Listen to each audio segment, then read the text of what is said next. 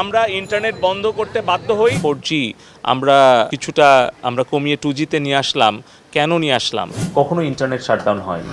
ছাত্র জনতার আন্দোলনে আওয়ামী লীগ সরকারের পতনের পর 5 জন ভিআইপি আসামিকে রিমান্ডে নিয়ে জিজ্ঞাসাবাদ করছে ঢাকা মহানগর গোয়েন্দা পুলিশ। সাবেক তথ্য ও প্রযুক্তি প্রতিমন্ত্রী জুনায়েদ আহমেদ পলক 10 দিনের রিমান্ডে রয়েছেন। রিমান্ডে নেওয়ার পর থেকে ভিআইপি আসামিদের মধ্যে সবচেয়ে বেশি ভেঙে পড়েছেন পলক। 2008 সালের নাটোরের সিংড়া উপজেলা থেকে জুনায়েদ আহমেদ পলক প্রথমবার আওয়ামী লীগের সংসদ সদস্য হিসেবে নির্বাচিত হন।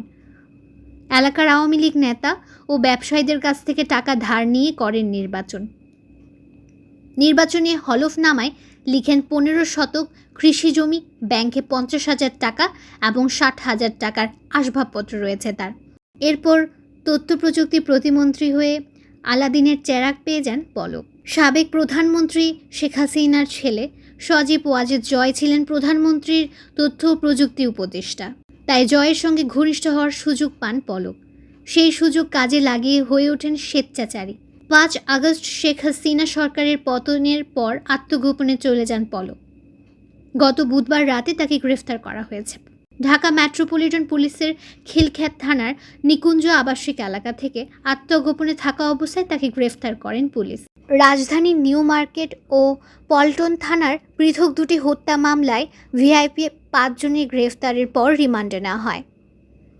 এর মধ্যে পলককে 10 দিনের রিমান্ড নেওয়া হয়েছে। ঢাকা মেট্রোপলিটন পুলিশ সূত্রে জানায়, মামলাগুলো এখনও থানা পুলিশের কাছে তদন্তাধীন। তবে ভিআইপি আসামি হিসেবে তাদেরকে মিন্টু রোডের গোয়েন্দা কার্যালয়ে রাখা হয়েছে।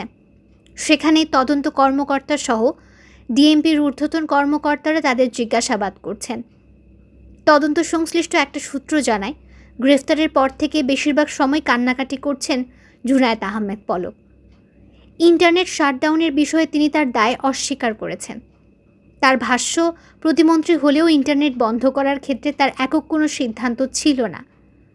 জিজ্ঞাসাবাদে পলক জানিয়েছেন, গোয়েন্দা সংস্থার প্রধান ও NTMC এর মহাপরিচালক সাবেক সেনাপ্রধান জিয়াউল হাসানের নির্দেশনা মেনে তিনি ইন্টারনেট শাটডাউনের সিদ্ধান্ত নিয়েছিলেন।